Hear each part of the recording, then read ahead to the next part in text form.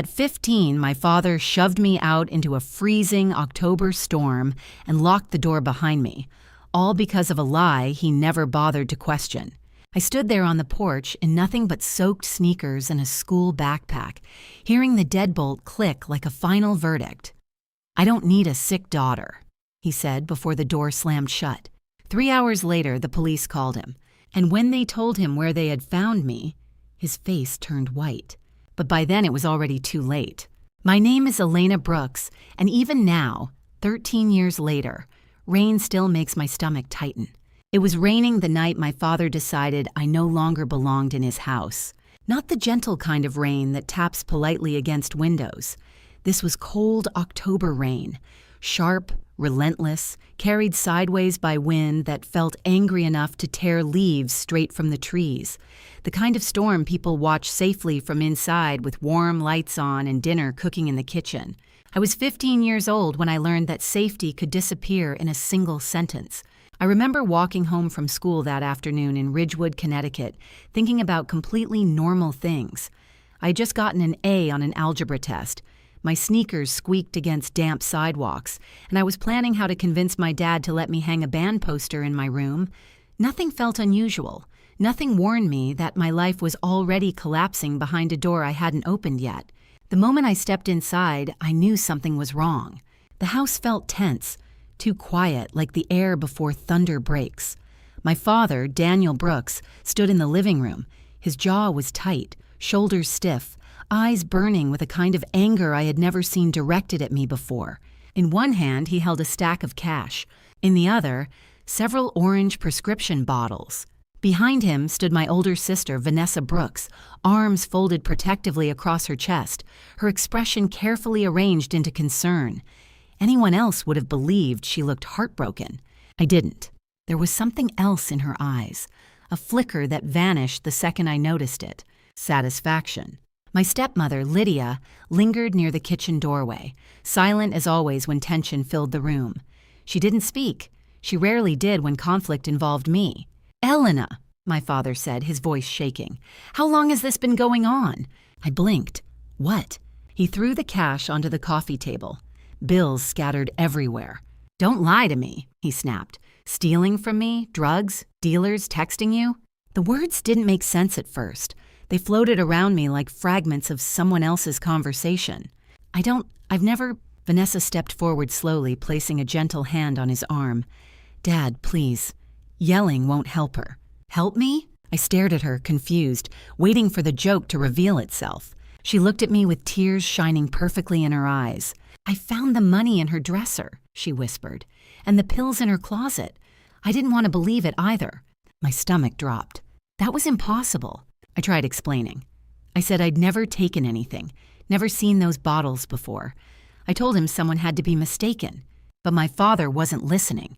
His decision had already been made. Every sentence I spoke sounded weaker than Vanessa's calm, sorrowful voice describing how worried she had been about me, how she'd tried to protect me, how she couldn't keep my secret anymore. Years later, I would understand something important. People don't always believe evidence. They believe the person who makes them feel safest. And Vanessa had spent years becoming that person. My father grabbed my backpack from the floor and shoved it into my chest. The force made me stumble backward. "Get your things," he said. "I don't understand." "You're not staying here." The words hit harder than the shove. Outside, thunder rolled across the sky. He opened the front door.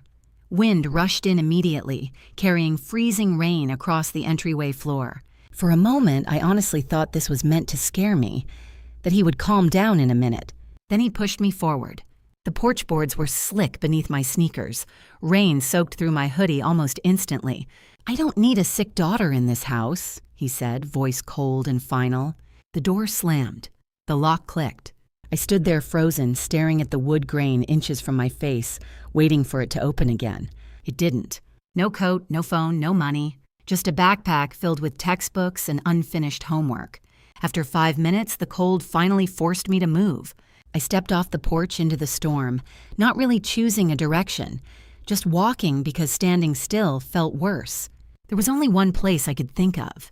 My grandmother's house in Fairfield, 7 miles away.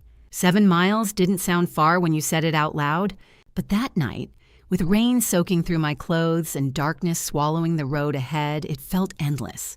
I didn't know then that every step I took was leading towards something none of us were prepared for. And somewhere behind me, inside a warm house filled with light, my father believed he had just solved a problem. He had no idea he had just started one. The first mile didn't feel real. I walked because my body moved automatically, not because I had a plan. Rain blurred the streetlights of Ridgewood, turning everything into glowing smears of gold and gray. Water soaked through my hoodie within minutes, sliding down my spine in icy streams that made me shiver uncontrollably. I kept expecting headlights behind me, my father's car pulling up, the passenger door opening, his voice calling my name. It never happened.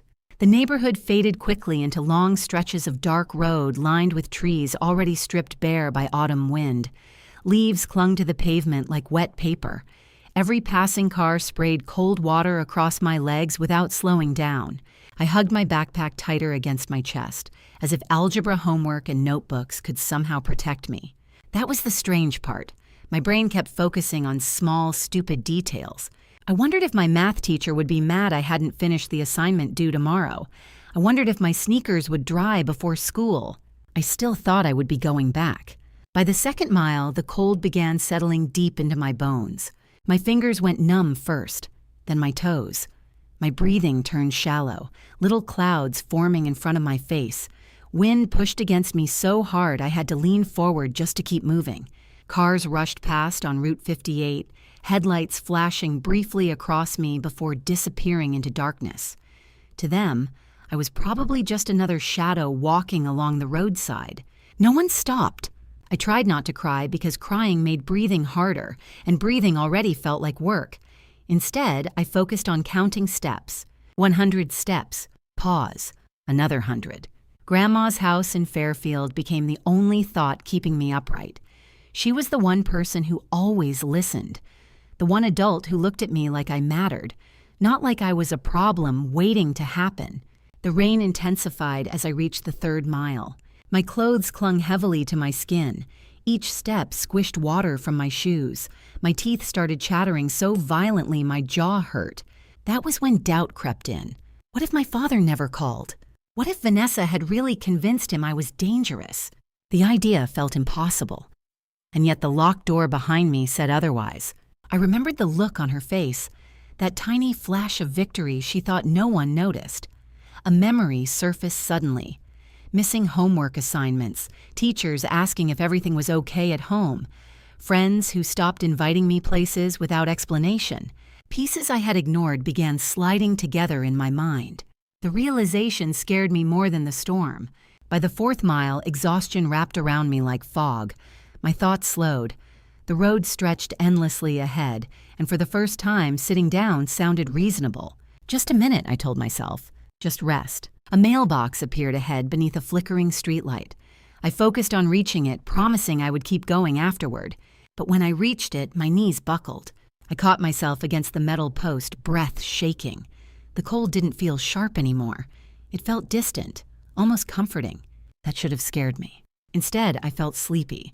I slid down onto the gravel shoulder, hugging my backpack, rain tapping softly against the fabric. The world grew quiet, like someone turning down the volume on everything. Somewhere far away, tires hissed on wet pavement. A car slowed. I didn't look up. I remember thinking how peaceful it felt to stop moving. If you've ever been so tired you just wanted everything to pause, that's what it felt like. Not dramatic, not frightening, just heavy. A door slammed somewhere nearby. Footsteps hurried toward me. A woman's voice cut through the rain, sharp and urgent. "Oh my God, sweetheart, can you hear me?" Warm hands touched my shoulders. Something crinkled around me. A blanket, maybe. I tried to answer, but my mouth wouldn't work. The last thing I saw before darkness closed in was a pair of headlights reflecting off rainwater and a stranger kneeling beside me, refusing to leave. And for the first time that night, someone sounded angry. Not at me, but for me. Somewhere far away, sirens began to wail. Sometimes the moment everything changes doesn't feel loud. It feels like someone finally stopping long enough to notice you were struggling all along. Sound returned before sight. A steady beeping. Soft voices. The faint hum of machines working somewhere nearby. My body felt impossibly heavy, like I was buried beneath layers of blankets I couldn't push away. When I finally opened my eyes, bright fluorescent lights blurred above me. For a moment, I didn't remember where I was. Then warmth registered. Real warmth. Wrapped tightly around my arms and legs. My clothes were gone, replaced by a hospital gown. A thick blanket covered me up to my chin, and heat flowed through it in slow waves. The storm was gone. Panic hit next. I tried to sit up, but dizziness slammed into me instantly. "Easy," a calm voice said beside me. "You're safe, don't rush." I turned my head. An older woman sat in a chair next to the bed, reading glasses resting low on her nose. Silver hair pulled neatly into a bun. She looked like someone's grandmother waiting patiently at a school pickup. Except her eyes were sharp, observant, taking in every movement I made. "You gave us quite a scare," she said gently. My throat burned when I tried to speak. "Where?" "County General Hospital," she answered. "You were found unconscious on Route 58, hypothermia." The words sounded distant, unreal. Memory rushed back all at once. The door slamming, rain soaking through my clothes, the endless road. "My father." I swallowed hard. "Who found me?" She lifted one hand slightly. "That would be me." Her name was Margaret Hale. She explained it simply, as if it were nothing unusual. She had been driving home from a book club meeting when her headlights caught something near the roadside. At first, she thought it was a pile of discarded clothes. Then the pile moved. "I pulled over before my brain even finished deciding," she said. "Old habits." "What habits?" I asked weakly. She smiled faintly. 35 years with Child Protective Services. Something in her tone made my chest tighten. She wasn't just kind. She understood. A nurse entered briefly, checking monitors and adjusting an IV in my arm. I learned I'd been unconscious for nearly 4 hours. My body temperature had dropped dangerously low. Another 30 minutes outside, they said, and things might have ended very differently. The thought didn't fully sink in. What mattered more was the question forming in my mind. Did you call my dad?" Margaret hesitated. "The hospital contacted your next of kin," she said carefully. "Police are involved. When a minor is found alone in conditions like that, procedures are followed." "Police?" My stomach twisted. Footsteps approached outside the room, voices murmuring. A uniformed officer passed briefly by the doorway. I suddenly felt small again. 15, soaked in rain, standing on that porch. Margaret noticed the change in my expression. "You're not in trouble," she said firmly. "But someone is going to need to explain why you were walking alone in a storm without a coat or phone." Tears filled my eyes before I realized they were coming. I hadn't cried outside. I hadn't cried when the door slammed. But now, in warmth and safety, everything cracked open. "I didn't do anything," I whispered. "I swear." "I know," she said immediately. The certainty in her voice startled me. You believe me?" She leaned forward slightly, folding her hands. "I've spent most of my life listening to children no one believed," she said. "I learned a long time ago to watch actions, not performances." Vanessa's face flashed in my mind. Perfect tears, perfect concern. My hands trembled, and for the first time, someone waited instead of interrupting. So I told her everything. The accusations, the pills I'd never seen, the money planted in my room, the way my father refused to listen. Years of small things that suddenly made sense. Missing homework, rumors at school, teachers treating me like I was fragile or troubled. Margaret didn't interrupt once. When I finished, silence filled the room. Finally, she nodded slowly. "All right," she said. "Then we're going to figure out what really happened." The words felt unreal. "We?" "Yes," she said calmly, "because whoever put you out there tonight made a very serious mistake." Before I could ask what she meant, the door opened. A social worker stepped inside, followed by a police officer, and behind them, my father. He stopped when he saw me sitting upright in the hospital bed. Confusion crossed his face first, then irritation. Like this entire situation was an inconvenience he hadn't expected. But the room wasn't empty anymore. Professionals filled the space. Clipboards, questions, witnesses. And for the first time since the storm began, the balance of power had shifted, even if he didn't realize it yet. My father looked smaller inside the hospital room. Not physically. He still stood tall, shoulders squared, jacket damp from the rain outside. But something about the situation had shifted. At home, he had controlled everything. Here, under fluorescent lights and surrounded by strangers with badges and clipboards, he looked uncertain, confused, almost defensive. "Elena," he said, stepping forward as if nothing unusual had happened. "What is all this? They said you collapsed." His voice carried annoyance more than concern. Before I could answer, the social worker spoke. "I'm Rachel Kim, Child Protective Services," she said calmly. "And this is Officer Grant. We just need to clarify a few details about tonight." My father frowned. "Clarify what?" My daughter ran off. The words hit me like cold water. Ran off. Margaret Hale shifted slightly beside my bed but didn't interrupt. She simply watched. Rachel glanced at her notes. "Mr. Brooks, Elena states she was expelled from the home during severe weather conditions without appropriate clothing or means of communication. Is that correct?" My father let out a short laugh, like the question itself was ridiculous. "She's leaving out context," he said quickly. "There were serious issues. Drugs, theft. I had evidence."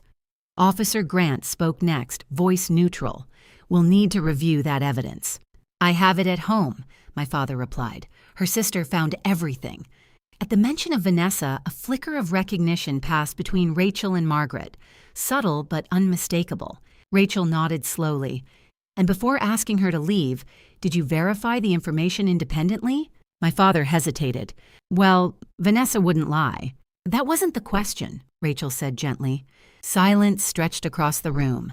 For the first time, my father seemed unsure where to look. He glanced at me briefly, then away. Margaret finally spoke, her tone calm but firm. "Mr. Brooks, your daughter was found unconscious with early-stage hypothermia. Another 30 minutes outside could have resulted in cardiac arrest." The words landed heavily. My father swallowed. I thought she'd go to a friend's house," he muttered. Rachel wrote something down. "Did you confirm she had access to transportation, a phone, money?" "No, but..." "Did you attempt to contact her after she left?" Another pause. "No." The scratching of Rachel's pen sounded impossibly loud. I watched realization slowly creep across my father's face. Not guilt yet. Just awareness that this conversation wasn't going the way he expected. The door opened again. Heavy footsteps approached quickly down the hallway before a familiar voice cut through the tension. "Where is she?" "My grandmother." Evelyn Brooks entered the room like a storm stronger than the one outside. Small, silver-haired, wearing a raincoat still dripping water, she moved straight to my bedside and took my hand. Her grip was warm and steady. She looked me over once, eyes softening briefly before turning toward my father. "What did you do?" she demanded. "Evelyn, this isn't..." "You threw a child into a storm?" she interrupted sharply. "Are you out of your mind?" My father straightened defensively. "You don't understand. There were drugs." She raised a hand, silencing him instantly. "Did you see her take them?" "No." "Did you check bank records?" "No, but Vanessa." "And did you ask Elena a single question before deciding she was guilty?" The silence that followed felt heavier than anything said before. My father opened his mouth. "Closed it." Rachel exchanged a glance with Officer Grant. Margaret watched quietly, arms folded. My grandmother nodded once, expression hardening. "That's what I thought." She turned back toward the social worker. "What happens now?" Rachel spoke carefully. "Given the circumstances, CPS will open an investigation. Until then, we need to ensure Elena has a safe living environment." Evelyn didn't hesitate. "She's coming home with me." My father blinked. "That's unnecessary." Officer Grant stepped forward slightly. "Actually, sir, temporary relocation may be appropriate while we review the situation." The words hung in the air. Temporary relocation. My father looked at me again. Really looked this time, noticing the hospital bracelet, the pale skin, the blankets wrapped tightly around me. Something flickered in his expression. Fear. But it was too late for apologies. Rachel closed her folder gently. "We'll also need to examine the evidence your older daughter provided," she said. including timelines and sources. At that moment, I didn't fully understand why Margaret's eyes narrowed slightly. But later, I would learn something important. Vanessa's plan had been careful, just not careful enough. And the investigation that began in that hospital room was already unraveling threads she never expected anyone to pull.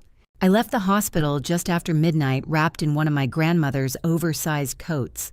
It smelled faintly like lavender and laundry detergent. Warm, familiar, safe. The parking lot lights reflected off wet pavement as Grandma Evelyn guided me carefully toward her old silver sedan. One hand steady on my shoulder, as if she was afraid I might disappear if she let go. Behind us, my father stood near the entrance, arguing quietly with the CPS worker. For the first time in my life, I didn't feel responsible for fixing his anger. I just got into the car. The heater blasted warm air that made my skin sting as feelings slowly returned to my fingers. Exhaustion settled over me like a heavy blanket. Every muscle ached from cold and tension I hadn't realized I was carrying. Grandma didn't start driving right away. She looked at me instead. "Are you hurt anywhere else?" she asked softly.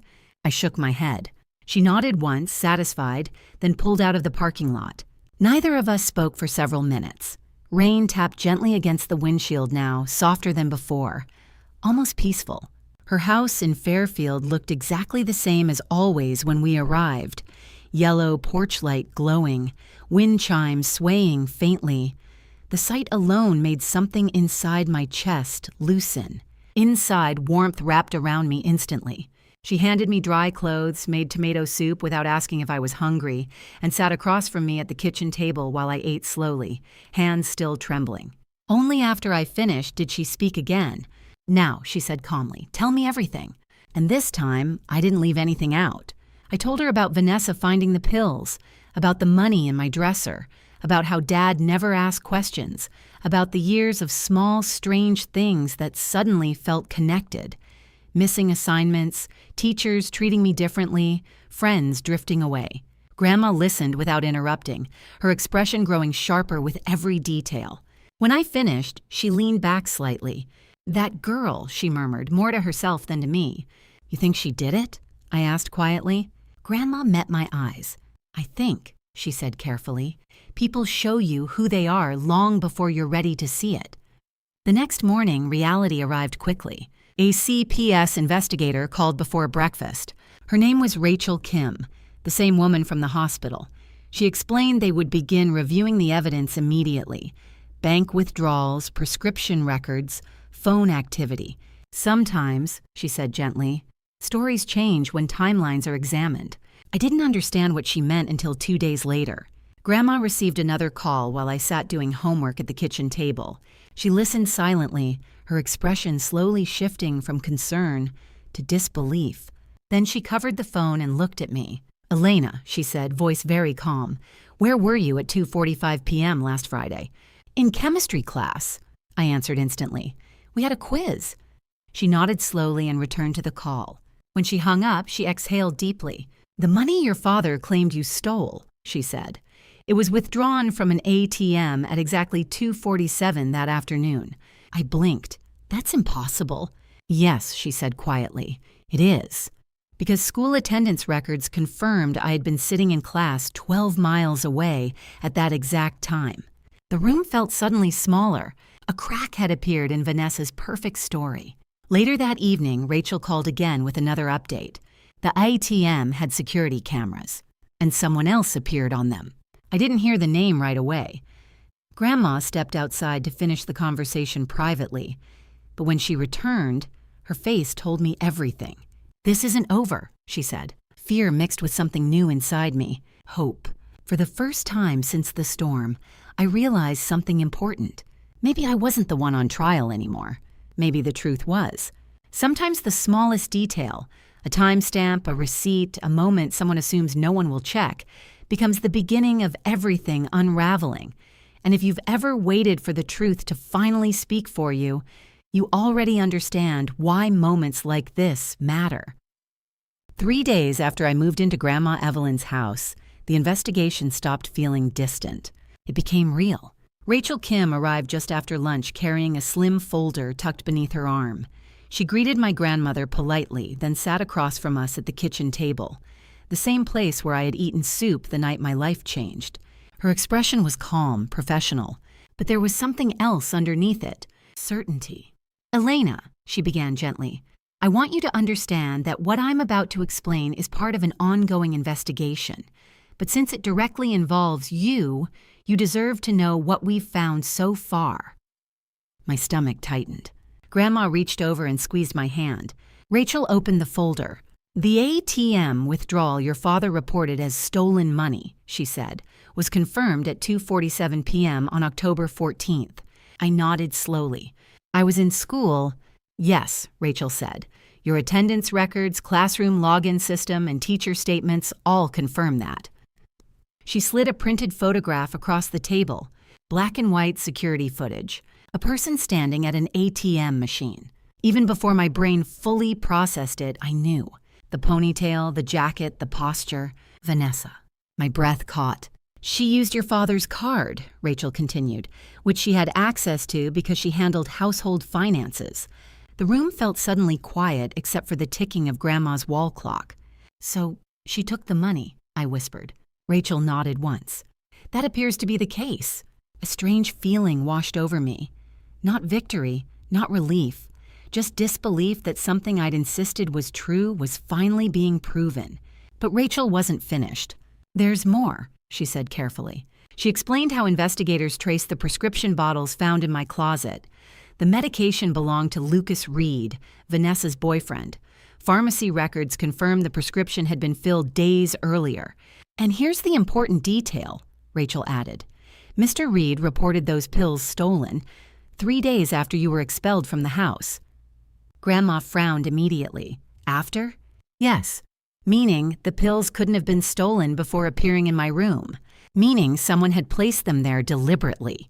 The realization settled heavily over me. This wasn't a misunderstanding. It was a plan. Rachel slid another document forward, a still image from a convenience store camera. A young woman at the counter purchasing a prepaid phone. Again, unmistakable. Vanessa. "The phone used to send messages allegedly linking you to drug dealers," Rachel said, "was purchased 4 days before the incident." I stared at the image, memories rearranging themselves in my mind. Vanessa leaving early that morning. Vanessa acting overly concerned. Vanessa standing behind Dad with perfect tears. Every piece clicked into place. Grandma exhaled slowly. She framed her. Rachel didn't contradict her. Instead, she closed the folder gently. "We are also reviewing financial records," she added. "Preliminary findings suggest irregular withdrawals from your father's accounts over the past 2 years." I looked up sharply. 2 years? Rachel nodded. "Small amounts, enough to avoid attention, but together, significant." The implication hung heavily in the air. Vanessa hadn't just targeted me. She had been stealing for a long time. "And she needed someone to blame," Grandma said quietly. Rachel met her gaze. "That is one possible interpretation." After she left, silence filled the kitchen. I stared at the photographs again, my hands trembling slightly. All those nights wondering what I had done wrong. All those years believing maybe I really was difficult, forgetful, flawed. None of it had been accidental. Grandma stood and placed the papers back into the folder. "She underestimated something," she said. "What?" I asked. She looked at me gently. "The truth leaves trails." That evening, as rain clouds finally cleared and sunlight broke through the kitchen window, I realized something else. The storm hadn't ended when I left my father's house. It had only changed direction. Because somewhere across town, Vanessa still believed her story was intact. She didn't yet know investigators were following every step she had taken, and soon she wouldn't be able to explain any of it. The call came a week later. I was sitting at the dining table finishing homework when Grandma Evelyn answered her phone. At first, her expression stayed neutral, polite, the way adults look during ordinary conversations. Then her eyebrows lifted slightly. She turned toward me. "Elena," she said slowly, covering the receiver, "Rachel wants us to come down to the Family Services office tomorrow morning." My stomach dropped. Even though the evidence was beginning to clear my name, fear still lived somewhere deep inside me. Part of me kept expecting everything to reverse, for someone to decide the truth didn't matter after all. That night I barely slept. The next morning, Grandma drove us to a small brick building near downtown Fairfield. The waiting room smelled faintly of coffee and paper files. Posters about child safety lined the walls. Rachel greeted us personally and led us into a private office. She didn't waste time. "The investigation has progressed significantly," she said, sitting across from us, "and we need to prepare you for what happens next."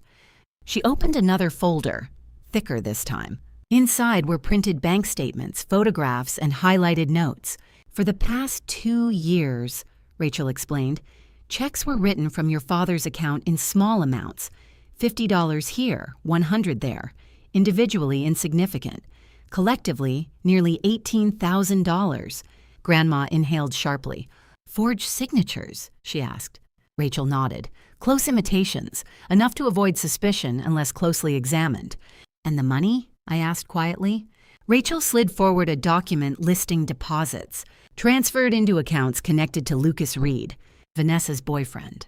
The room felt suddenly colder. "She wasn't just framing me," I whispered. "No," Rachel said gently.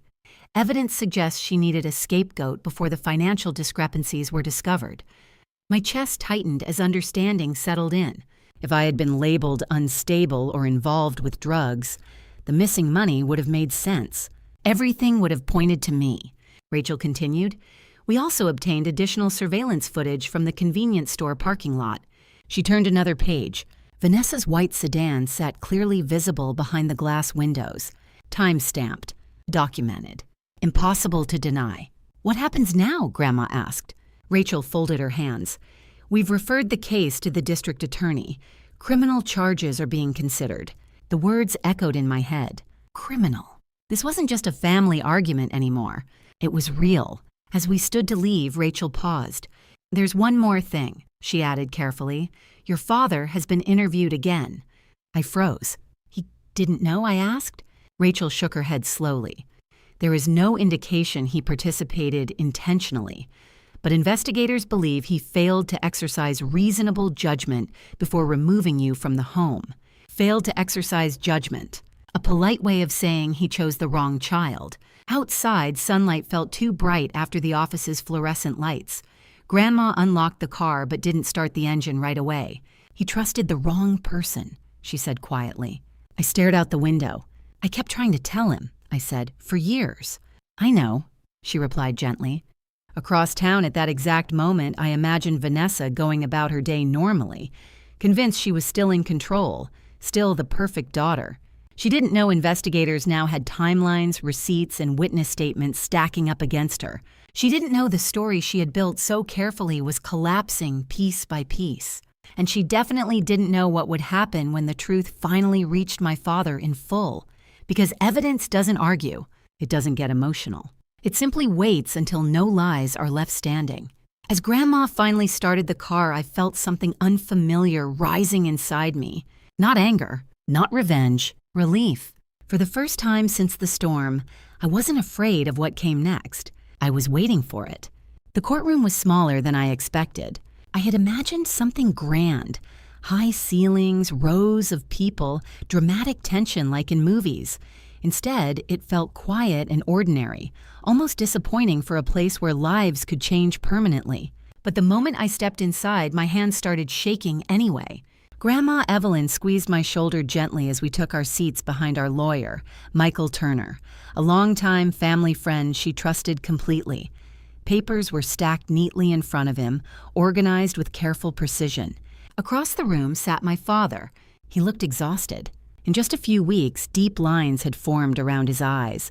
His posture, once confident, now seemed uncertain, as if he didn't know where he belonged anymore. Vanessa sat beside him. Perfect posture, perfect hair, calm expression. If someone didn't know the truth, she would have looked like the victim. For a moment, our eyes met. She smiled faintly, the same smile she used when teachers praised her, the same smile she wore the night I was thrown out. But it didn't last long. The hearing began formally. Discussion of temporary guardianship, investigation findings, and safety concerns. At first, everything sounded technical, almost boring. Then the evidence started. Michael Turner stood and approached the judge. "Your Honor," he said, We would like to present verified documentation obtained during the CPS investigation. The first image appeared on a monitor, a TM footage. Vanessa froze. The timestamp glowed clearly beneath the image, 2:47 p.m. Michael spoke calmly. School attendance records confirm Lena Brooks was present in chemistry class at this exact time. A murmur moved quietly through the room. Vanessa's attorney shifted in his seat. Next came pharmacy records linking the prescription bottles to Lucas Reed. Then the delayed theft report. Then the convenience store footage showing Vanessa purchasing the prepaid phone used to fabricate text messages. Each piece landed like a hammer.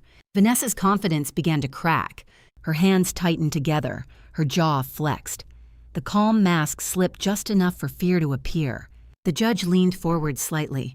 "Ms. Brooks," she said, voice steady, "do you wish to explain these discrepancies?" Vanessa stood slowly. "I was trying to help my sister," she said, voice trembling just enough to sound convincing. "She's been struggling for years. I was worried about her." The words might have worked once, but now there were documents, timelines, proof. Michael Turner didn't raise his voice. He simply placed another file before the judge. Bank records. 2 years of forged checks totaling nearly $18,000. The courtroom went completely silent. Vanessa's attorney whispered urgently to her, but she stared straight ahead, color draining from her face. Then came the final blow. A written statement entered into record. A cooperation agreement signed by Lucas Reed after his arrest in an unrelated fraud investigation. The statement confirmed everything.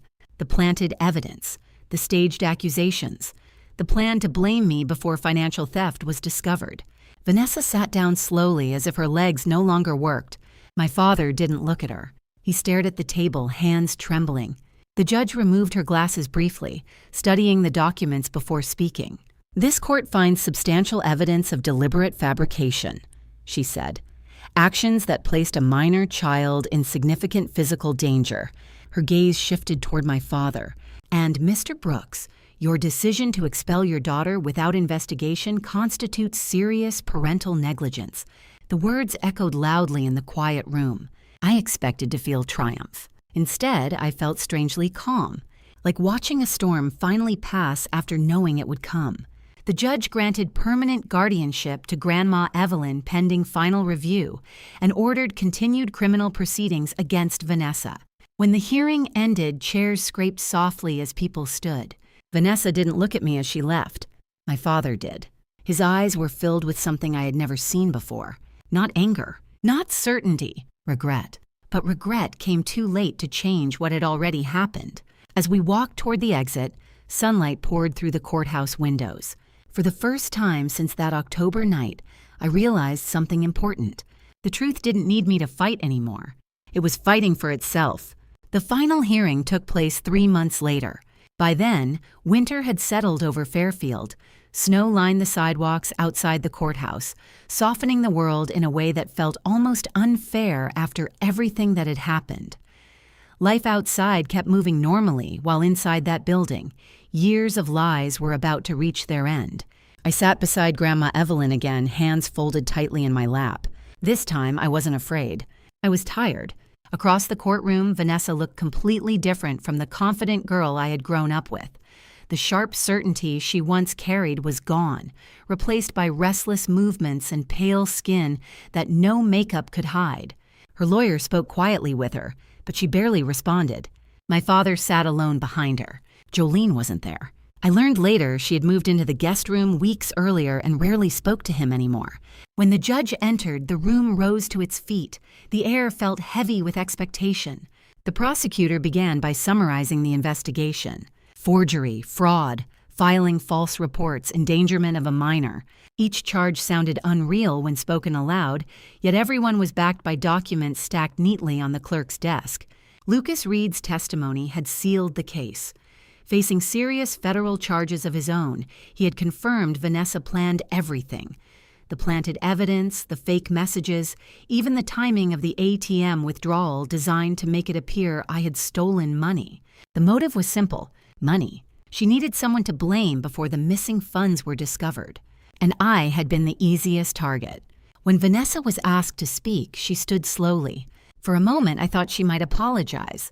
Instead, her voice carried frustration. "I didn't mean for things to go that far," she said. "I just needed help. Everything was falling apart." The judge's expression didn't change. "Ms. Brooks," she replied calmly, "you orchestrated a calculated deception that nearly resulted in your sister's death. Intent matters, but outcome matters more." Silence followed. Vanessa sat down without another word. Then came sentencing. Due to her lack of prior criminal record and cooperation after charges were filed, the court accepted a negotiated plea agreement. 5 years supervised probation, 200 hours of community service, full financial restitution, including repayment of the stolen $18,000 and the money planted to frame me, permanent restraining order, prohibiting contact with me, and a felony conviction that would follow her permanently. The words echoed through the courtroom. The golden child no longer looked golden. When the judge turned toward my father, the tone shifted. "Mr. Brooks," she said, "this court finds your actions demonstrated severe parental negligence. You failed to investigate accusations and expelled a minor into dangerous conditions." My father's shoulders slumped. He didn't argue. He didn't defend himself. Guardianship rights were permanently transferred to Grandma Evelyn. He was ordered to cover therapy and educational expenses until I turned 21. I watched him nod silently as if accepting a punishment he believed he deserved. When the hearing ended, people began filing out quietly. Vanessa avoided looking in my direction entirely as officers escorted her toward another hallway to finalize paperwork. My father hesitated near the exit. "Elena," he said softly. I stopped but didn't step closer. I didn't know," he said, voice breaking. "I thought I was protecting the family." I looked at him for a long moment. The man standing in front of me felt like a stranger, someone smaller than the father I remembered. "You didn't ask," I said quietly. There was nothing else to add. Grandma gently guided me toward the doors before he could respond. Outside, cold air filled my lungs. Snow crunched beneath our shoes as sunlight reflected brightly off the ground. It felt like stepping into a different life. Behind me, the past finally closed its doors. Ahead, everything was uncertain. New school, therapy, rebuilding friendships. But for the first time, the future didn't feel frightening. It felt possible. Because justice hadn't erased what happened, but it had given me something I thought I lost that night in the storm. A chance to start over. 13 years later, October felt different. Rain still fell against my apartment windows in Boston, but now it sounded softer, almost comforting instead of threatening. The harbor stretched beyond the glass, gray waves rolling calmly beneath a cloudy sky. I stood there for a long time, coffee cooling in my hands, watching droplets slide downward. For years, rain had pulled me back to that night. The locked door, the empty road, the feeling of being unwanted. But memory changes when healing finally catches up to it. My life looked nothing like it had when I was 15. I worked as a marketing director at a tech company downtown, a job I had built slowly from an internship into something stable and meaningful. My apartment was small but bright, filled with plants I somehow managed to keep alive, and shelves stacked with books Grandma Evelyn insisted made a home feel complete. And in 3 months, I was getting married. Noah, my fiancé, moved quietly behind me in the kitchen, setting takeout containers on the counter. He was a pediatric nurse, patient, steady, the kind of person who listened more than he spoke. "How are you doing?" he asked gently. I smiled faintly, thinking. He didn't push. That was one of the reasons I loved him. The letter had arrived 2 days earlier. Plain envelope, shaky handwriting. My father's. He was living in a nursing home now after a stroke. Alone. Jolene had divorced him years before. Vanessa, I learned, rarely visited. The letter contained only a few sentences, an apology and a request to see me before it was too late. I hadn't answered yet. That afternoon, I drove to Grandma Evelyn's house, the same place that had saved me all those years ago. She was older now, but still sharp, still stubborn, still making soup whether anyone asked for it or not. We sat at the kitchen table where my new life had begun. "You don't owe him anything," she said gently after I finished reading the letter aloud. "I know," I replied. "But forgiveness isn't about what someone deserves," she added. "It's about what you want to carry forward." I thought about that for a long time. A week later, I visited the nursing home. My father looked fragile, smaller than I remembered, age and regret carved into his face. When he saw me, tears came immediately. "I'm sorry," he said again and again, struggling through words slowed by illness. I think about that night every day. I listened, not to comfort him, but to close something inside myself. When he finished, I spoke calmly. "I forgive you," I said. Relief flooded his expression, but I continued before he could misunderstand. Forgiveness doesn't mean things go back to how they were. It means I'm choosing not to carry anger anymore. He nodded silently. We talked briefly about safe things: work, my upcoming wedding, Grandma's stubborn refusal to slow down. When I stood to leave, he reached for my hand. I let him hold it for a moment. Then I walked away. Outside, sunlight broke through clouds, and for the first time, October didn't feel heavy. It felt finished. That night, back in Boston, Noah wrapped his arms around me while a terrible movie played in the background. "How was it?" he asked. I leaned into him and exhaled slowly. "I think I finally let it go. Some storms don't destroy you. They redirect you. I lost a house that night, but I found a home. I lost people who were supposed to protect me, but I found ones who chose to. And somewhere along the way, I found myself, stronger than the version of me who once walked alone down a dark road, believing she had nowhere left to go. Next spring, we'll hold our wedding in Grandma Evelyn's backyard. Small, warm, safe. Exactly the kind of ending 15-year-old me never believed was possible. And sometimes I think about how close everything came to ending differently. How one stranger stopping her car changed my entire life. Because stories don't always change in loud moments. Sometimes they change when someone finally sees you. And if this story stayed with you even a little, you already know why sharing stories like this matters. Someone out there may still be walking through their own storm, waiting to know they're not alone.